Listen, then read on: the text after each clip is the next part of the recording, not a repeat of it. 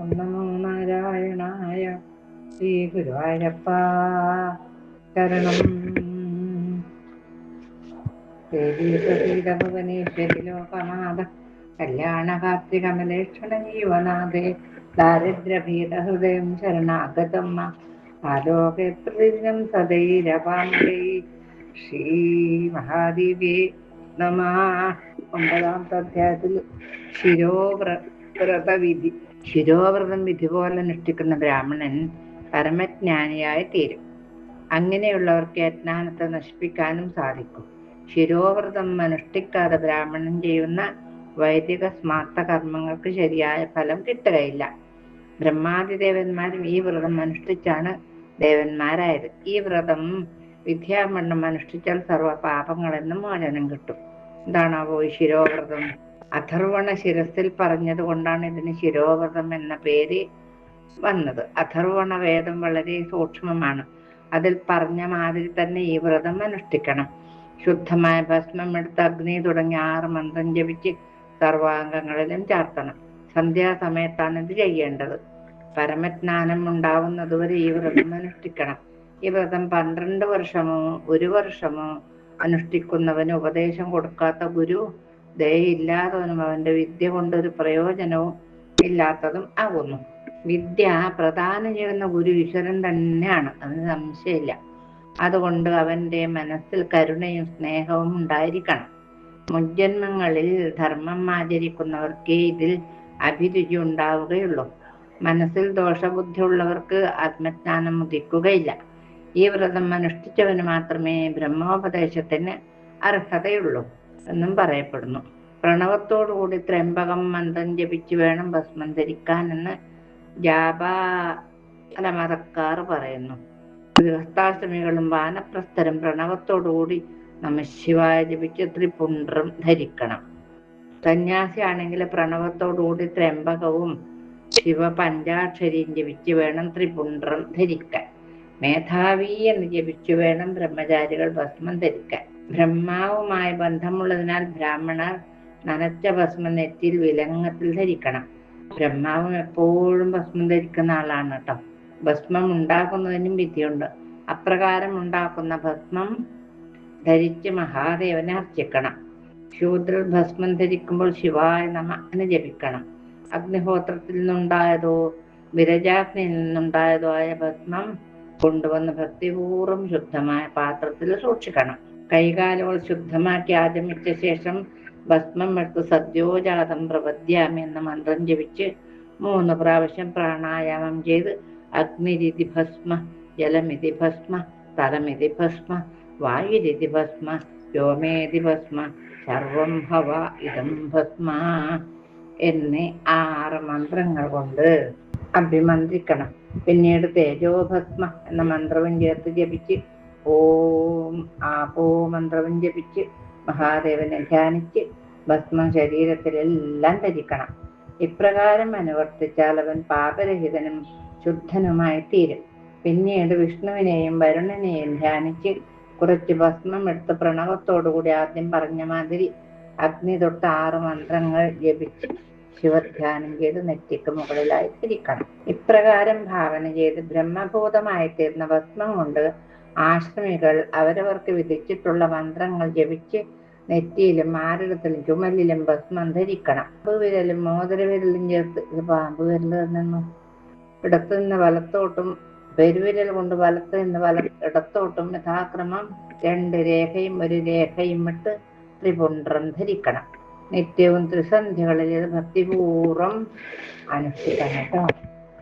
അങ്ങനെ ഭസ്മധാരണ വിധി എന്ന 9ാം അധ്യായം ദേവീപാദങ്ങളിൽ സമർപ്പിച്ചു. ഇനി എന്താ? ഗൗണഭസ്മം തുടങ്ങിയവ.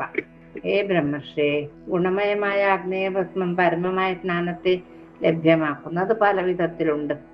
നാരായണ മഹർഷി ശ്രീനാരദ മഹർഷിക്ക് പറഞ്ഞു കൊടുക്കുന്നതാണ്. അഗ്നിഹോത്രാദിയിൽ നിന്നും വിരജാഗ്നിയിൽ നിന്നും ഔപാസനാഗ്നിയിൽ നിന്നും സമീതഗ്നിയിൽ നിന്നും ഉണ്ടായതുമായ ഭസ്മം 3 വർണ്ണക്കാർക്കും ഉപയോഗിക്കാം. ഔപാസനാഗ്നിയിൽ നിന്നെടുത്ത ഭസ്മം ഗൃഹസ്ഥാശ്രമിക്കും, ഹോമാഗ്നിയിൽ നിന്നെടുത്ത ഭസ്മം ബ്രഹ്മചാരിക്കും ധരിക്കാം. വേദാധികാരികളായ ബ്രാഹ്മണരുടെ ഭജനാഗ്നിയിൽ നിന്നെടുത്ത ഭസ്മം ശൂദ്രർക്ക് ധരിക്കാം. മറ്റുള്ളവരെല്ലാം കാട്ടുതീയിൽ നിന്നെടുത്ത ഭസ്മമാണ് ധരിക്കേണ്ടത്. ഓഹോ, അങ്ങനെയുണ്ടാ? വിരജാഹോമം ചെയ്ത് ഭസ്മം എടുക്കേണ്ടത് ചിത്രാ പൗർണമിയിലാണ്. സ്വന്തം താമസ സ്ഥലത്ത് വെച്ചോ ക്ഷേത്രത്തിൽ വെച്ചോ ചെയ്യാം. പൗർണമിക്ക് മുമ്പുള്ള ത്രയോദശിയിൽ കുളിച്ച് നിത്യകർമ്മങ്ങൾ ചെയ്ത് ഗുരുവിനോട് സമ്മതം വാങ്ങി വെളുത്ത വസ്ത്രവും പൂണൂലും ധരിച്ച് വെളുത്ത മാലയും ധരിച്ച് പൂജ നടത്തണം. ദർഭ കയ്യിൽ പിടിച്ച് ദർഭയിൽ കിഴക്കോട്ടോ വടക്കോട്ടോ അഭിമുഖമായിരുന്ന് 3 പ്രാവശ്യം പ്രാണായാമം ചെയ്യണം കേട്ടോ. ഇഷ്ടദേവത ധ്യാനം ചെയ്ത് വെറുതെ ദീക്ഷക്കായി സങ്കല്പിക്കണം. മരണം വരെയോ 12 വർഷമോ 6 വർഷമോ അതിൽ പകുതിയോ 1 വർഷമോ 6 മാസമോ 1 മാസമോ അതല്ലെങ്കിൽ 12 ദിവസമോ ആയി 6 ദിവസമായാലും, ഇനി അതും അല്ലെങ്കിൽ 3 ദിവസം, ഇനി അത് അല്ലെങ്കിൽ 1 ദിവസമോ വ്രതം എടുക്കുമെന്ന് സങ്കല്പിക്കണം. അതാദ്യം സങ്കല്പിക്കണം. പിന്നീട് വിരജാഹോമത്തിനുള്ള അഗ്നി ഉണ്ടാക്കണം. അതിൽ വിദ്യാമണ്ണം ചമതയോ നെയ്യോ പായസമോ ഹോമിക്കണം. തത്വശുദ്ധി വരുത്തുവാൻ പൗർണമിക്ക് മുമ്പായി ചെയ്യേണ്ട ഹോമമാണ് ഇത്. മൂലമന്ത്രം കൊണ്ടാണ് ചമതം തുടങ്ങിയവ ഹോമിക്കേണ്ടത്. പൃഥ്വി തത്വാദി നാമങ്ങൾ ജപിച്ച് ഓരോന്നും ഹോമിക്കണം. പൃഥ്വി തത്വനാമങ്ങൾ ഇതാണ്: പഞ്ചഭൂതങ്ങൾ, അവയുടെ തന്മാത്രകൾ, 5 കർമ്മേന്ദ്രങ്ങൾ, 5 ജ്ഞാനേന്ദ്രങ്ങൾ, ത്വക്ക് തുടങ്ങി 7 ധാതുക്കള്, പഞ്ചപ്രാണൻ, മനസ്സ്, ബുദ്ധി, അഹങ്കാരം, സപ്തരജസ്തമോ ഗുണങ്ങള്, പുരുഷൻ, പ്രകൃതി, രാഗം, വിദ്യ, കല, നിയതി, കാലം, മായ, ശുദ്ധവിദ്യ, മഹേശ്വരൻ, സദാശിവൻ, ശക്തി, ശിവതത്വം, ഇവയാണ് തത്വങ്ങള്. വിരജാമന്ത്രങ്ങൾ കൊണ്ട് ഹോമിച്ചാൽ ഹോതാവ് രജസ്സറ്റവനാകും. പിന്നീട് പഞ്ചാക്ഷരീ മന്ത്രം ജപിക്കണം. അത് ജപിച്ച് ചാണകം ഉരുട്ടി തീയിൽ വെക്കണം. ഓഹോ, ഇങ്ങനെയൊക്കെ വേണം കേട്ടോ ഭസ്മം ഉണ്ടാക്കാൻ. ആ ദിവസം ഹവിസ് മാത്രം ഭുജിച്ച് ഹോമാഗ്നി സംരക്ഷിക്കണം. പിറ്റേന്ന് ചതുർദശിയിലും ഇതേപോലെ ചെയ്ത് ആഹാരം ഉപേക്ഷിക്കണം. അടുത്ത ദിവസം പൗർണമിക്ക് മുൻപേ ചെയ്ത മാതിരി ഹോമം ചെയ്ത് മുഴുമിപ്പിച്ച് ഭസ്മം ശേഖരിച്ച് വെക്കണം. ശിഖ വെച്ചോ ജട വെച്ചോ മുണ്ടനായോ ദേഹാഭിമാനമില്ലെങ്കിൽ വസ്ത്രം ഇല്ലാതെയോ വൽക്കലമോ കാവ്യമുണ്ടോ കൊടുത്ത് ദണ്ടും മേഖലയും ധരിക്കണം. പിന്നീട് പാദശൗചം ചെയ്ത് 2 പ്രാവശ്യം ആചമിക്കണം. അതിനുശേഷം എന്താ വേണ്ടേ? വിരജാഹോമ ഭസ്മം എടുത്ത് പൊടിച്ച് നേരത്തെ പറഞ്ഞ മാതിരി അഗ്നി തൊട്ട് 6 അഥർവണ മന്ത്രം ജപിച്ച് മൂർധാവ് തൊട്ട് പാദം വരെ എല്ലാ അംഗങ്ങളിലും ഈ ഭസ്മം തൊട്ട് വിരലുകൊണ്ട് സ്പർശിക്കണം. പിന്നീട് പ്രണവത്തോടുകൂടി പഞ്ചാക്ഷരി മന്ത്രം ജപിച്ച് വേണം ദേഹമാസകലം ഭസ്മം പൂശുവാൻ. പിന്നെ ത്രിയായുഷം എന്ന് പേരുള്ള ത്രിപുണ്ഡ്രവും ധരിക്കണം. മൊത്തത്തിൽ ഇപ്പം ഭസ്മായി ശരീരത്തിൽ. ശിവഭഗവാനെ ധ്യാനിച്ച് ശിവരൂപം കൊണ്ട് വേണം ഇരിക്കാൻ. 3 സന്ധ്യകളിലും ഇപ്രകാരം ആചരിക്കുന്നതാണ് പാശുപത വ്രതം കേട്ടോ. അത് മനസ്സിലാക്കണം. ഇപ്രകാരം വ്രതനിഷ്ഠനായവൻ പൂജനീയനായ മഹാശിവനും ലിംഗമൂർത്തിയായ സദാശിവനും ആകുന്നു. ഭസ്മസ്നാനം മഹാപുണ്യമാണ്. അതുകൊണ്ട് ദീർഘായുസും ശ്രീയും ആരോഗ്യവും സർവ സൗഖ്യവും ഉണ്ടാകുന്നു. എല്ലാ മംഗളത്തിനും ഐശ്വര്യത്തിനും ഭസ്മധാരണം അത്യുത്തമമാണ്. ഭസ്മം 3 വിധത്തിലുണ്ട്: ശാന്തിതം, പൗഷ്ടികം, കാമതം. ഇങ്ങനെ 3 തരത്തിലുള്ള ഭസ്മത്തിന്റെ പേരും വിധിയും ഒക്കെ പറഞ്ഞു തന്ന് ഭസ്മനിർമ്മാണ വിധി എന്ന 10-ാം അധ്യായം ഭഗവത്പാദങ്ങളിൽ സമർപ്പിച്ചു. ഇനി 3 തരത്തിലുള്ള ഭസ്മങ്ങളെ കുറിച്ചാണ് പറഞ്ഞിരിക്കുന്നത്. അപ്പൊ അങ്ങ് പറയുന്ന പറഞ്ഞല്ലോ അല്ലേ, എപ്രകാരമാണത് സംഭവിച്ചത് എന്ന് ചോദിച്ചു. അപ്പൊ പറഞ്ഞു കൊടുക്കും നാരദ, ഭസ്മം 3 വിധത്തിലുണ്ടോ. 3 പാപങ്ങളെ ഇല്ലാതാക്കുന്നതുമാണ്. പശുവിന്റെ ചാണകം യോനിയിൽ നിന്നെ കൈകൊണ്ടെടുത്ത് സദ്യോജാതം തുടങ്ങിയ ബ്രാഹ്മമന്ത്രങ്ങൾ ജപിച്ച് ചുട്ടെടുക്കുന്ന ഭസ്മം ശാന്തിതം. 2ാമത് ചാണകം നിലത്ത് വീഴുന്നതിന് മുമ്പ് കയ്യിലേക്ക് വാങ്ങി ഷഡംഗമന്ത്രം ജപിച്ച് ചുട്ടെടുക്കുന്ന ഭസ്മം പൗഷ്ടികം. പ്രസാദമന്ത്രം ജപിച്ച് ചുട്ടെടുക്കുന്ന ഭസ്മം കാമതം. അങ്ങനെ ഭസ്മം ഉണ്ടാക്കുന്നതിനും കൂടിയും വിധിയുണ്ടെന്ന് അർത്ഥം. നമ്മള് പറക്കി ഉണക്കി വെച്ച് ശിവരാത്രി ഒന്ന് കത്തിക്ക് തന്നെ നമ്മുടെ ഭസ്മം ഉണ്ടാക്കല്. അങ്ങനെയൊന്നല്ല ഉണ്ടാക്കേണ്ടതെന്ന് പറഞ്ഞില്ലേ ഇപ്പോ. രാവിലെ എഴുന്നേറ്റ് ശുചിയോടുകൂടി ഭസ്മവ്രതത്തോടുകൂടി തൊഴുത്തിനെ നമസ്കരിക്കണം. വർണ്ണത്തിന് യോജിച്ച പശുവിനെ തിരഞ്ഞെടുക്കണം. ബ്രാഹ്മണൻ വെളുത്ത പശുവാണ് നല്ലത്. ക്ഷത്രിയന് ചുവന്ന പശുവാണ് നല്ലത്. വൈശ്യന് മഞ്ഞ പശു, ശൂദ്രന് കറുത്ത പശു ആണ് പറഞ്ഞിരിക്കുന്നത്. അഷ്ടമിയിലോ 2 വാവുകളിലോ ശുദ്ധമനസ്കനായി ചാണകം എടുക്കണം. പ്രസാദമന്ത്രം ജപിച്ച് വേണം ചാണകം എടുക്കാൻ.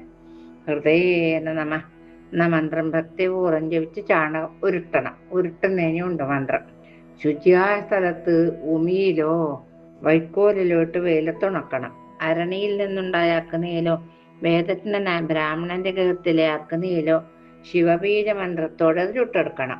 ആ അഗ്നിയിൽ നിന്ന് ഭസ്മമെടുത്ത് പ്രസാദമന്ത്രം ജപിച്ച് പുതിയ പാത്രത്തിലാക്കി വെക്കണം കേട്ടോ. രാമച്ചം, പാതിരിപ്പൂവ്, കൈതപ്പൂ, ചന്ദനം, കുങ്കുമപ്പൂ തുടങ്ങിയ സുഗന്ധദ്രവ്യങ്ങൾ സദ്യോജാതാദി മന്ത്രം ജപിച്ച് പാത്രത്തിലിട്ട് വെക്കണം. ആദ്യം കുളിച്ചു വരണം. കുളിച്ചു വന്നിട്ട് ഭസ്മസ്നാനം നടത്താം.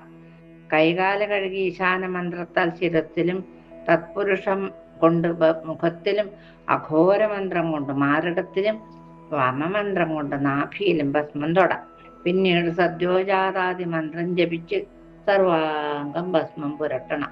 പിന്നീട് വസ്ത്രം മാറി ശുദ്ധവസ്ത്രം ധരിച്ച് കയ്യും കാലം കഴുകി ആചമിച്ച് ഭസ്മോധൂളനം ചെയ്യാത്ത പക്ഷം ത്രിപുണ്ഡ്രം ധരിക്കണം. ഉച്ചക്ക് മുമ്പേ വെള്ളം ചേർത്തും അത് കഴിഞ്ഞിട്ടാണെങ്കിൽ വെള്ളം കൂട്ടാതെയും ത്രിപുണ്ഡ്രം ധരിക്കണം. ചൂണ്ടാണി വിരലും മോതിരവിരലും നടുവിരലും ചേർത്താണ് ഭസ്മം തൊടേണ്ടത്. ശിരസ്, നെറ്റി, കാത്, കഴുത്ത്, മാറിടം, ബാഹുക്കൾ തുടങ്ങിയ അംഗങ്ങളിൽ വിധിപൂർവ്വം ഭസ്മം ധരിക്കണം. 5 വിരലുകളും ചേർത്ത് പ്രസാദമന്ത്രം ജപിച്ച് ശിരസിലും 3 വിരൽ കൊണ്ട് സ്വാഹാമന്ത്രം ജപിച്ച് നെറ്റിയിലും സദ്യോമന്ത്രത്താൽ വലത്തെ കാതിലും വാമമന്ത്രത്താൽ ഇടത്തെ കാതിലും അഘോരമന്ത്രം ജപിച്ച് മധ്യവിരൽ കൊണ്ട് കണ്ഠത്തിലും കുദത്തിലും ഹൃദയേന നമ എന്ന മന്ത്രത്താൽ 3 വിരൽ കൊണ്ട് മാറത്തും വഷട് മന്ത്രം ഇടത് കൈ കൊണ്ട് വലം കൈയിലും കവചം മന്ത്രം ജപിച്ച് വലത് കൈ കൊണ്ട് ഇടത്തെ കൈയിലും ഭസ്മം തൊടണം. ഇങ്ങനെയൊക്കെയാണ് ഭസ്മം ഉണ്ടാക്കാനുണ്ട് വിധി, തൊടാനുണ്ട് വിധി.